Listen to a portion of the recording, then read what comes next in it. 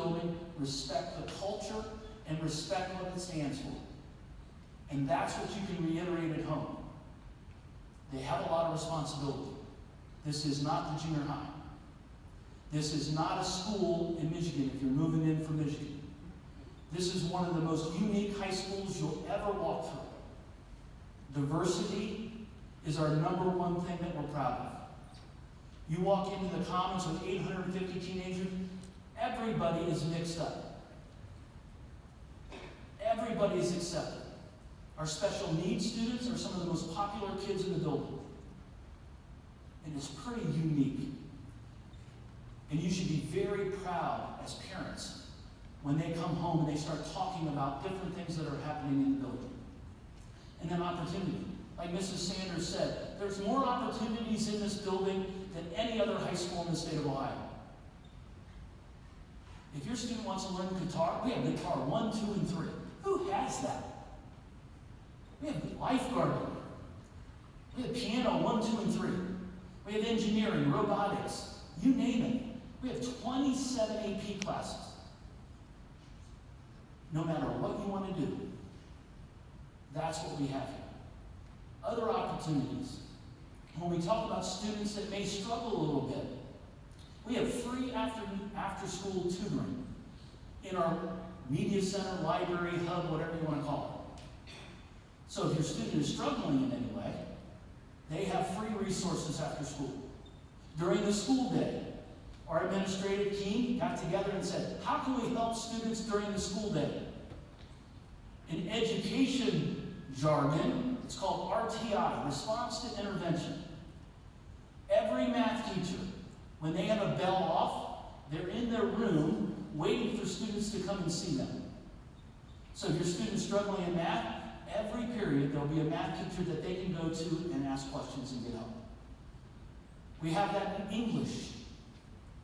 We have that in science, where some classes may struggle a little bit more. We have 2 science teachers in there to help them. This staff in this building will do everything in their power to make your son or daughter successful. When we shop this school with people visiting from out of town, many times we go into classrooms unannounced. And we just say, why should this student come to Sycamore High School? Every time, the students say it's because of the teachers in this building. They'll do whatever they can to help your student be successful.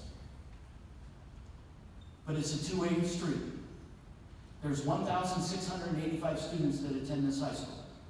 If your student wants to be under the radar and nobody knows them, they can be that way. If they want to be known, all they have to do is reach out. Mr. Corteil, the Dean of Students, is the best politician in the lunchroom I've ever seen. He will be at every table throughout the year and knows about 95% of the students' names. So if your student wants to be known in this building, they will be known. So what are we all about? First, we are student-driven. We run a scheduling process that is student-driven. Any decision we make, it's about the students. We tell the adults in this building, we don't make decisions that are going to make it easy on the adults. We make decisions that's best for students. We listen to students. What do you want? We don't give ice cream sundaes with cherries on top every day, but we listen to them. We want them to be okay. We know it's hard to be a teenager these days. It's a lot harder to be a teenager today than it was back when I was a teenager. The number one reason is social media. So we worry about their mental health. And we have supports built into the school for mental health. We have 2 school-based therapists from Children's Hospital. So if any student in this building is struggling a little bit, please reach out to your counselor and we will find help for your student. It is not a sign of weakness. My oldest, we had to get help. It's a sign of strength when you reach out. There's no more valuable asset in this world than the children that go to this school. And we want them to be healthy and happy. So you can have confidence in Sycamore. We're always pushing the envelope. It was pretty unique.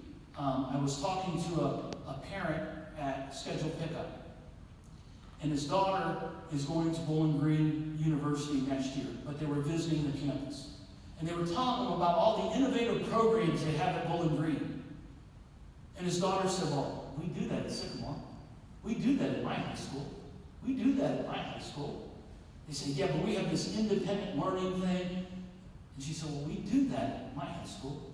In Bowling Green, Ohio, the person said, where in the world do you go to high school? Well, Sycamore. He goes, yeah, I've heard of Sycamore. Sycamore is well known throughout this state and throughout this country. Why? Because we are connected to schools in California, we are connected to schools in New York, and we share best practices with schools all over the country and all over the world. So our first day, if you are a brand new parent or a brand new student, just relax. The first day is probably the funnest day of the year. It's really not a school day. We want to get a good transition into this building, especially this year. So what we do is we bring all the freshmen and all the new students and all students that were virtual last year, freshmen that were virtual, and they will start their day in the gym. And we'll do some team building activities, we'll do building tours. The good thing is, people that have been in this building for 3 years, they're not going to know where they're going either, because we completely changed most of the building.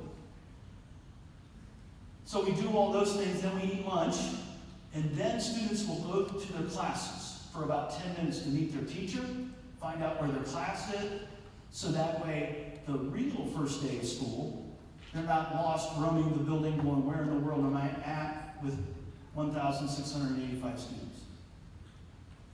We'll have staff out in the hallways, we'll direct people. Everybody can just take a big deep breath, because the first day will really get people connected in this building. The other nice thing is we bring our seniors in, and the seniors will do team building activities with our new students and our freshmen. So they'll have an upperclassman that they'll know. And we form families that everybody will feel at least they're connected or know somebody. If you're moving into this district for the first time, it's scary. I can't imagine. One of our PTO moms said, yeah, we were a new family. My daughter was a senior. That would be very, very scary. But we don't want anybody to feel left alone. What's really cool about this building is if your student is in the cafeteria and it's lunchtime and they happen to sit by themselves, someone will go to that table and say, we don't allow somebody to sit by themselves in this lunchroom. And they will ask them to join them. The good thing is lunch is free, again, this year. So moms, you don't have to pack lunch. Send them. We have really good food here. And we will also have a freshman meeting. We will talk to the students. We'll give them some life lessons on how to be successful in this building. So, a normal school day. We don't have homeroom here. School starts at 7:20. If they're riding our provided Uber transportation system, it's called the bus. I suggest you use that. It's a resource to you. It's a great experience for students to ride the bus. They just so appreciate it when they're older and they might happen to have a car or they ride with a friend. I know my kids kicked and screamed to ride the bus, but they rode the bus. It was a great learning experience for them. If you are bringing your student onto this campus, I'm just going to warn you, Cornell Road is awful in the mornings. If you hit Cornell Road at 7 o'clock in the morning, it's going to take you about 20, 25 minutes to get onto this campus. So if you're going to drop them off before 7 o'clock. That will all be fixed when we're done with construction. We're going to actually put another turnout lane onto this campus, and we're going to change where the buses go and where parents drop off, but you're going to have to wait a couple years for that. We have 7 bells a day. They're 45 minutes apiece.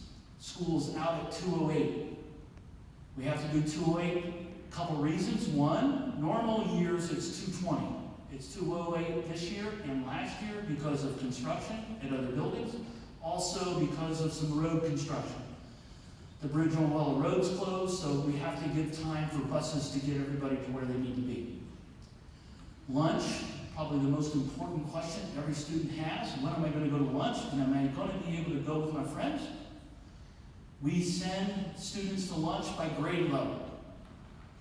So seniors and 10th graders eat lunch together, and then 9th graders and 11th graders eat lunch together. And then we have kind of a separation of where people eat so that we have plenty of room and friends can eat together. The really nice thing is we pulled that time out of the school day. We pulled 1 hour out of the school day. So half the building goes to lunch. The other half goes into what we call aviator bell. It's 1/2 hour where students can relax. They can catch up on homework. They can shut their eyes for a few minutes. They can meditate. They can do whatever they want to do. There's smaller groups. There's about 17 students in those aviator bells. About 4 years ago, I had a great idea. We're going to have aviator bell, and we're going to have everybody read for 15 minutes. Worst decision I ever made in my life. You would have thought I asked them to run 18 miles. So we kind of backed off on that. Book bags and electronic, big question. Students do not have lockers anymore. In 2 years, every student will have a cubby hole, a 1 foot by 1 foot locker that they can put their lunch in, a couple books, a coat, or whatever. But during construction, we will not have lockers. If you're an athlete and have a big bag, we'll have locker rooms open that they can put their athletic gear in a locker room. Students are allowed to have their book bags. Electronics, most teachers will ask students to turn their phone into like a shoe holder, and that's how they take attendance. We ask students not to be engaged on their phone during classes. They're allowed to have them in between classes, they're allowed to have them at lunchroom. And back in the day when we banned phones, students were the best at texting inside of a sweatshirt. How they did it, I don't know, but they did it. But we tried to keep them engaged in classes. They're on computers, those kind of things. Expectations during school. We ask them to be present, be here, be engaged, ask for help, be respectful. In class, be on time, be respectful. In the lunchroom, we will constantly remind them, when you leave your table, there should be nothing left. The people that wipe tables down after they leave for the next crew are the administrators in this building. We wipe the tables off. And the reason we do that is we want to show students that we respect them. It's not the custodian's job, it's not the cafeteria worker's job. We take care of that for our students. And what's really nice is when you're doing it and when 20 students say thank you while you're doing it. So whatever you're doing, parents, to raise great kids, it's working. After school, if they're not engaged in an activity, we ask them to come back to you because you love them. We love them too, but we want them to go home at some point. We do have some students that tend to like to hang out, and sometimes they get in trouble. So we do have a person that monitors the hallways, and they will redirect them. If we do call you, if they're not engaged in an activity, athletics or some club or activity, we'll call you and say, we're going to invite your student to go home now. Please accept them. We're not going to hold them until 11 p.m. This building is open there's people in this building from 5 a.m. to 11 p.m. every day. So know that. And then we talked a little bit about cell phones. This is what your schedule will look like if you're a student. It talks about something, whether it's first semester or all year. And then the number in the meeting time is the bell that your class is. And then there is aviator, age 11, lunch A, means they're going to go to lunch first. So if you look at the schedule, that's what it is. I'll be sending an email out sometime this weekend that will say, please check online for your schedule for First Bell. I will print all new schedules for students. We did have to adjust just some things, not what classes somebody has, but maybe if you had Algebra 1 First Bell, it may have changed to Third Bell because we had to balance some classes. And then we'll pass those out Second Bell. Technology is working on a glitch that the schedules that are online currently aren't matching what are truly in our system because it's not updating, but that will be fixed this weekend when I communicate with you. So we do have a Sycamore mobile app. I encourage you to download that. If you go onto our website, you will see that, and you can find out about transportation when Uber comes to your house to pick up your child. We do need you to fill out final forms. Final forms is the way we know how to communicate with you. It also stores all the emergency information. That's the one place we go to. If a student happens to get sick during the day, or God forbid, faints, that's the first place we go. Who do we contact? And then we'll call you right from the scene and tell you what we're doing with your child. If you're coming, or we're going to call a squad, or whatever. This is the handbook. It's online. I encourage you to look at it. You know your child better than I do. You know if you need to read these rules to them. And they're pretty basic rules. Don't smoke in the bathroom. Pretty simple. We don't have that problem anymore. We do have vaping problems. And I'm going to tell a secret to every parent and every student that's here. We have vape detectors in the bathroom. Everybody knows it. If you want to see Mr. Cortile sprint down the hallway, try vaping in one of our bathrooms. He will sprint to get them. And they're pretty swift consequences if that happens. Again, we just want a safe atmosphere for students. You will see at this high school, we do bring drug dogs in, not because we have a major issue. We just want to keep people honest and safe. So we do that. This is those attendance expectations I talked about. You'll get a letter that will explain this. You're allowed 10 days of mommy notes, we call them, or daddy notes. Then after that, you do need a medical note. Anytime that you do go to a doctor's appointment, send that medical note in. That helps the file when we start tracking hours. It still counts against you, per se, but those hours are legitimate. It's the absences that we don't know why a student's absent. If you're here and you're engaged, odds are your student's going to be in school and engaged in what we're doing. This is just more of our procedure for attendance. Essential communication tools, our website is the best spot to go. If you go to our counselors page, it is the best in the state of Ohio. We stole a lot of ideas from other schools. If you want to know about college application processes, anything like that, it is on that page. The counselors send a newsletter out every other week, which is phenomenal. Megan Brenner kind of leads that for our counselors, and she does an amazing job of getting communication to you. If you're a Twitter person, I'm on Twitter. I'm also on Instagram. You can kind of follow there. Our district has a Facebook page that they do a nice job of posting things there too. And Parent Portal is really your one-stop shop, where you can pay fees, you can look at your students' grades, all those different things there. And I encourage you to stay up with it, especially the freshmen, parents. Things that you can help us with is expectations in the building. The building is open from 6:30 to 3 every day. If they're an athlete or involved in other activities, it's open later than that. But 6:30, the doors unlock. The first bus rolls in about 6:40. One thing we learned through the pandemic is we had greeters at every door that checked temperatures. We're not checking temperatures this year, but we're going to have greeters at every door. One, it's nice to say good morning to people when they walk in the door, and I think students feel good about that, and the adults feel good about that. The biggest thing is dress code. That's where you can help us. If your daughter or son is walking out the building and you have to take a double take at them, going, I don't know, that's probably too risky for school. The designers, the fashion designers, don't do us any favors in school, but we just want people to dress modestly when they come to school. That's all we're asking.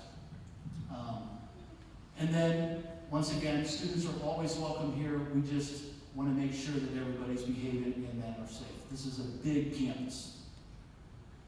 So some important dates that we need to know.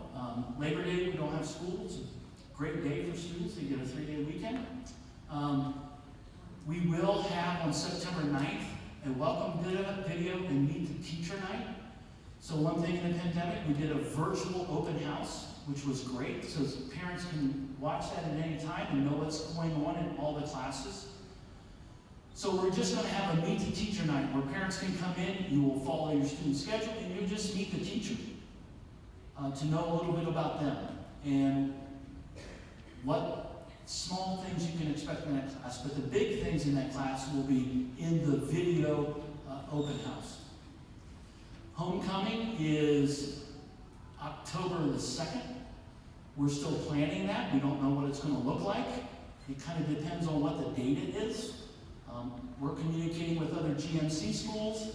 A lot of GMC schools are doing their homecoming dance on their football field. We're kind of looking at that because we certainly want to keep our students safe and we want them to have fun, but in a safe way. Picture makeup if they didn't get their pictures taken, and then end of quarter, first quarter is October 28th. About halfway will be interims. You'll get a message. We'll say, okay, it's about halfway. Take a look at the grades online, see where they're at, and then what I would do if I was you, if there is a concern, reach out to the teacher and see what we can do. So our counseling department, they're kind of your pilot as you're flying through this high school that will guide you both academically and socially and guide them for post-secondary options, whether that's military, career, trade school, or college. And what they want to make sure is that no one walks out of this high school and say, I wish somebody would have told us that. The nice thing is we restructured our counseling department. The freshmen will have 2 counselors. And this year, your student, if you're a freshman, is Rose Mitchell and Mark Millett. They will follow your student all the way through high school. So they'll get to know them as freshmen, better when they're 10th graders.